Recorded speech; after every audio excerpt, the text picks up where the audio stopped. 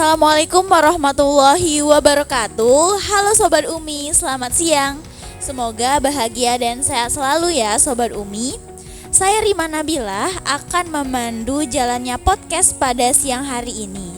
Nah, sebelum itu kita tentunya akan mendatangkan narasumber yang paham dan akan membagikan ilmu kepada Sobat Umi. Siapakah beliau? Beliau adalah Ibu Ida Laili, salah satu pegawai bidang Pembinaan Pelaksanaan Anggaran 2 Kanwil Direktorat Jenderal Perbendaharaan Provinsi DKI Jakarta. Kita sapa dulu beliau. Apa kabar Ibu Ida pada siang hari ini? Baik Mbak Rima, alhamdulillah sehat. Gimana Mbak Rima, juga sehat kan ya? Alhamdulillah Bu, seperti ya. yang dilihat. Kayak semangat banget deh Mbak Rima ya. Baik Bu.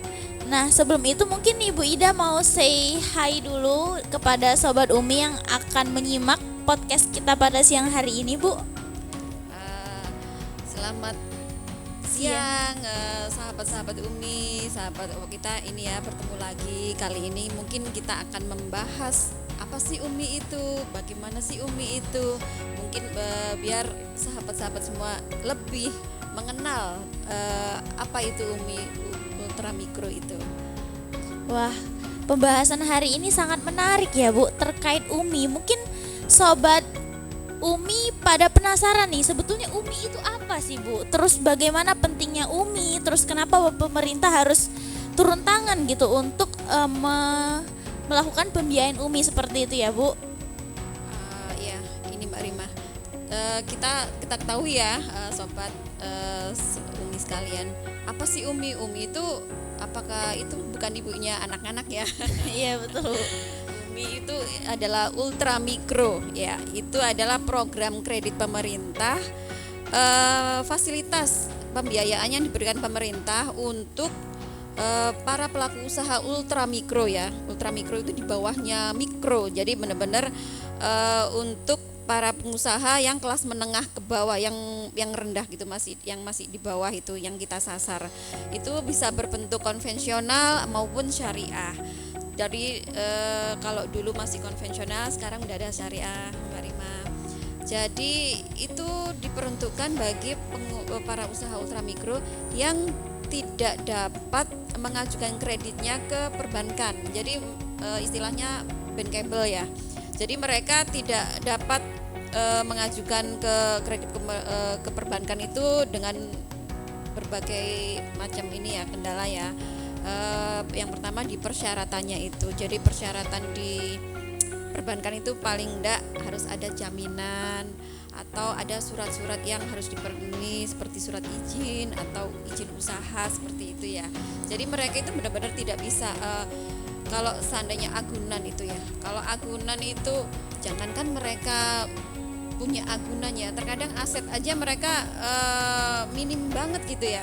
Kalau di perbankan kan terkadang ini Mbak Rima, kita kan paling enggak ada sepeda motor kayak gitu ya. Itu pun tahunnya yang berapa. Nah, yang para pengusaha ultramikro ini ada beberapa yang enggak semuanya ya, ada yang tidak mempunyai, bahkan tidak memiliki sepeda motor, atau kalaupun punya udah yang model yang tahun berapa yang nggak bisa lagi dibuat jaminan ke perbankan. Nah, kita konsentrasi kepada mereka itu karena bagaimana mereka mendapatkan modalnya kalau tidak ada modal yang untuk melakukan usahanya itu.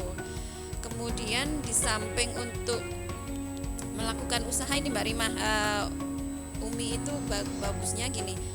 Pemerintah tidak hanya memberikan kredit modalnya aja nih, kita tapi memberikan bimbingan. Jadi kita pendampingan ya Sobat Umi ya. Jadi tidak hanya modal aja, tapi ada pendampingan yang diberikan oleh para penyalurnya. Jadi mereka dibimbing dari yang semula tidak memiliki usaha itu, mereka dibimbing untuk membangkitkan, merintis usaha ya. Jadi ketika mereka sudah memiliki usaha, kita akan naikkan usahanya itu biar dikasih modal biar usahanya lebih lebih berhasil gitu ya. Nanti kendalanya seperti apa, nanti ada pembimbing atau pembina dari para penyalurnya. Baik. Tadi sebetulnya yang ditanyakan apa sih sebetulnya pembiayaan UMI itu, tapi Ibu Ida sudah menjelaskan panjang kali lebar gitu ya, saking bahwa memang Semangat ya. iya saking semangatnya, dan memang penting sekali gitu ya untuk kita mengetahui sebetulnya pembiayaan UMI itu apa sih gitu. Nah, tadi disebutkan ya Bu bahwa tadi ada dua jenis, konvensional dan syariah gitu. Berarti sekarang UMI udah ada yang syariah juga gitu ya Bu. Iya, betul. Itu yang Iya, benar-benar berkembang ya yang Bu. memenuhi. Dan juga tadi disebutkan bahwa pembiayaan UMI ini menyasar kepada ultramikro yang tidak bisa dibiayai oleh bank, begitu ya Bu. Iya.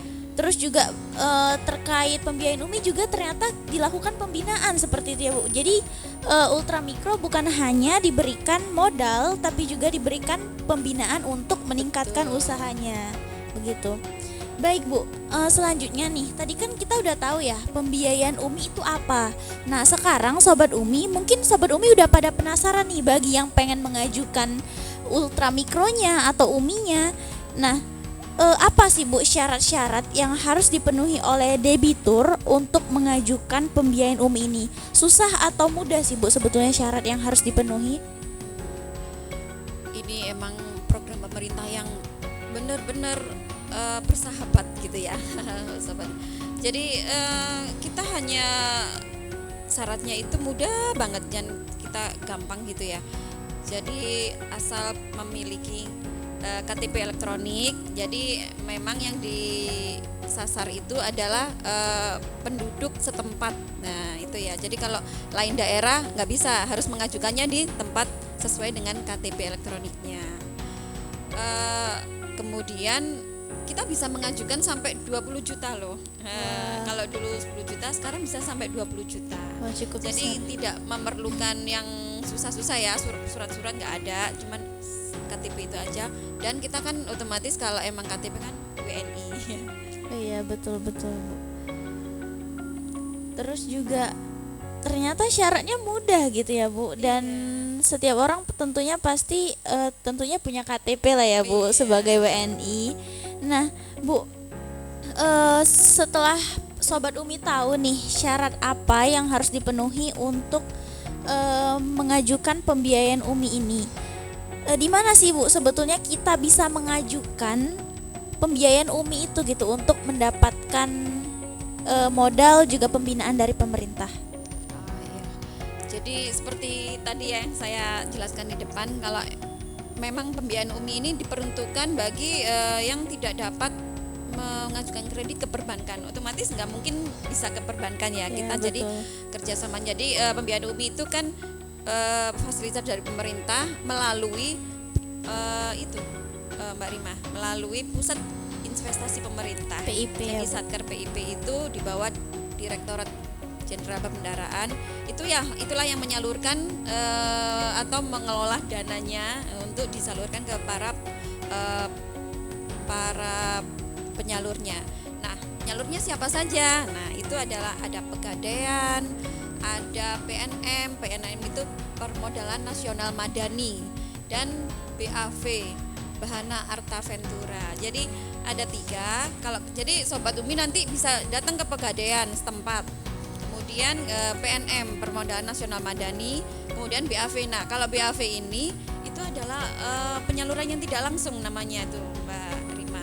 Jadi kita tidak langsung datang ke BAV-nya, melainkan ke koperasi-koperasi yang menyalurkan pembiayaan UMI. Jadi koperasi-koperasi itu di bawahnya BAV.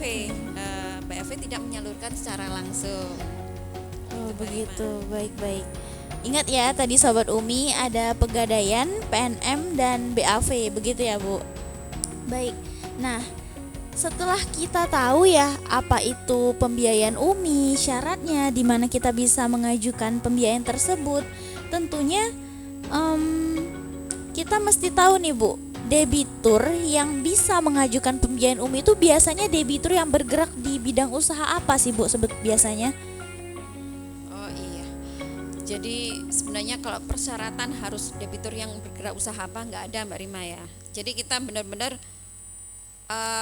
apa yang mereka ingin usahakan kita dampingi, kita dukung. Jadi kalau di Jakarta ini emang mayoritas ya pedagang kaki lima. Jadi itu yang selama ini yang kalau kita lihat di datanya itu ada pedagang kaki lima, kemudian jasa, ada juga jasa tukang las, jasa tukang bengkel, ada juga bengkel yang kecil-kecilan seperti itu. Jadi kebanyakan adalah itu jual beli, itu perdagangan sama jasa, Mbak Rima. Variatif berarti ya Bu, Iya, usahanya. iya. Baik. Berarti kalau di Jakarta kebanyakan pedagang kaki lima tadi ya Bu. Iya. Dan setelah kita tahu nih ya usaha apa aja yang bergerak yang mengajukan pembiayaan UMI tersebut, selama pembiayaan UMI berlangsung Bu, tentunya ada kendala-kendala yang pemerintah hadapi gitu ya dalam memberikan pembiayaan tersebut. Biasanya kendala yang dihadapi oleh debitur itu sendiri apa aja sih Bu? Oh, kendala. Jadi begini Mbak Rima, kita ketahui ya, mereka itu modal itu susah mendapatkan modal. Begitu dapat, mereka itu terkadang karena memang ekonominya yang kita sasarnya ekonomi yang kelas ke bawah ya, jadi terkadang kepake itu modal. Jadi mereka nggak bisa mengembalikan lagi secara bulanannya, angsurannya. Nah, itu nanti ada pemberitahuan kan ya ke penyalurnya. Jadi nanti penyalurnya wajib membimbing bagaimana si debitur ini bisa bangkit lagi, bisa nanti akhirnya bisa melunasi angsuran itu lagi. Jadi kita bimbing apa sih permasalahannya gitu ya. Seandainya mereka tidak, terkadang itu karena mereka itu tidak memiliki pembukuan. Jadi modalnya itu kepakai buat konsumsi sehari-hari. Jadi kita kasih bimbingan itu pendampingan, bahkan pendampingan tiap minggu atau tiap bulan, atau bahkan kalau mereka datang ke para penyalur juga bisa gitu. Wah, berarti kendala yang dihadapi oleh debitur ini diatasi dengan adanya pembinaan tadi ya Bu, berarti begitu? Iya, pembinaan, pendampingan, Iya. usaha gitu ya. Oke, baik. Berarti memang pemerintah berusaha untuk memaksimalkan potensinya begitu ya Bu. Selain memberi modal, pemerintah juga membina gitu bahwa memang debitur yang sudah diberi modal ini memang bisa gitu untuk menjalankan usahanya dan memanfaatkan modal yang sudah diberikan tadi, begitu ya Bu? Iya, betul, Marima. Nah Bu, setelah kita tadi sudah tahu ya Sobat Umi bahwa ternyata pembiayaan UMI itu memang untuk usaha ultramikro yang tidak dapat dibiayai oleh bank. Kita juga sudah tahu syaratnya seperti apa, sampai akhirnya kita tahu bahwa ternyata sangat penting gitu untuk melakukan pembinaan dalam rangka meminimalisasi kendala yang dihadapi oleh debitur. Nah, terakhir nih Bu, sebelum kita tutup podcast pada siang hari ini, apa sih Bu harapan dari pemerintah dalam melakukan pembiayaan UMI ini? Tentunya dengan tujuan yang besar tadi, kita Sobat Umi pengen tahu nih sebetulnya apa sih yang pengen pemerintah capai dengan program pembiayaan UMI ini? Iya. Jadi pemerintah itu kenapa sih ada UMI? Padahal udah ada kredit yang lain Iya, ya. betul, Kenapa Bu. UMI? Jadi tujuan pemerintah untuk memberikan pembiayaan UMI adalah untuk meningkatkan atau mendongkrak agar debitur pembiayaan UMI ini bisa kelas. Artinya mereka udah kita bimbing, kita kasih modal biar bisa naik kelas. Naik kelas itu artinya apa? Biar bisa mencari mengajukan kredit ke perbankan yang lebih besar, Mbak Rima. Jadi kalau sampai cuma 10 juta, 20 juta di pembiayaan UMI, ketika kita kasih pembinaan, kita kasih pendampingan, kita harapannya kan usahanya lebih meningkat. Nah, Iya, betul. mereka nanti bisa mengajukan kredit yang lebih besar ke perbankan. Itu kan bisa sampai dengan 500 juta seperti itu ya. Itulah yang diharapkan pemerintah. Jadi debitur itu bisa naik kelas istilahnya. Wah, debitur bisa naik kelas begitu ya Bu. Berarti dia nanti bisa mengajukan ke pembiayaan yang lebih besar lagi. Iya, Baik. perbankan. Iya, dan tentunya pada akhirnya tentunya kita ingin meningkatkan kesejahteraan masyarakat ya Bu dengan adanya pembiayaan Iya. UMI ini. Betul itu Mbak. Jadi kita harapkan kesejahteraan kelas menengah ke bawah itu bisa terangkat. Jadi mungkin nanti itu banyak loh manfaatnya nanti seandainya itu Iya Mbak Bu, Rima. betul Bu. Jadi kalau pembiayaan UMI itu bisa kecil itu masyarakat ada kesejahteraan masyarakat meningkat, kemudian Gini rasionya Mbak Rima kan kita tahu sendiri Jakarta ya, Gini rasionya agak tinggi, itu bisa menekan Gini rasio. Kemudian ini bisa meningkatkan tenaga kerja, Iya, lapangan betul. kerja ya. Jadi kita tingkat penganggurannya bisa berkurang itu. Dan satu lagi Mbak Rima, kalau yang berguna bagi kita nih, kalau seandainya para pengusaha ultramikro itu sudah UMKM tadi itu berkembang pesat, jadi kita kan banyak fasilitas di sekitar kita yang semula pedagang sayur susah kita dapat. Iya, betul Dekat betul. rumah, Iya. oh ada. Iya. Nanti tukang las atau tukang bengkel yang kecil-kecilan Iya. gitu yang kalau seandainya kita ada motor rusak kita harus jalan kaki kemana gitu ya, itu di setiap ada gang apa itu deket-deket ada gitu. Oh iya, betul. Makanan betul. juga gitu, seandainya mau nyari makan susah jauh-jauh, ini seandainya nanti itu bisa berkembang, para UMKM yang notabene ultramikro tadi itu bisa berkembang pesat, mungkin kita juga yang menikmatinya. Wah, ternyata sekeren itu ya Bu, pembiayaan UMI bukan hanya bermanfaat untuk debiturnya sendiri, tapi ternyata bermanfaat buat masyarakat sekitar, begitu. Betul, iya. Baik. Nah, gimana nih Sobat UMI? Tentunya sudah paham ya bagaimana sih gambaran umum gitu terkait pembiayaan UMI. Mungkin setelah ini Sobat UMI akan mencari tahu lebih lanjut bagaimana pembiayaan UMI itu untuk menambah ilmu para Sobat UMI. Nah, setelah kita paham ya, tentunya kita ucapkan terima kasih kepada Ibu Ida yang sudah memberikan ilmu yang sudah kita dapat pada siang hari ini dapat bermanfaat ya Bu tentunya. Amin. Untuk itu saya sebagai host yang memandu podcast pada siang hari ini meminta maaf apabila ada salah kata. Saya akhiri, wassalamualaikum warahmatullahi wabarakatuh.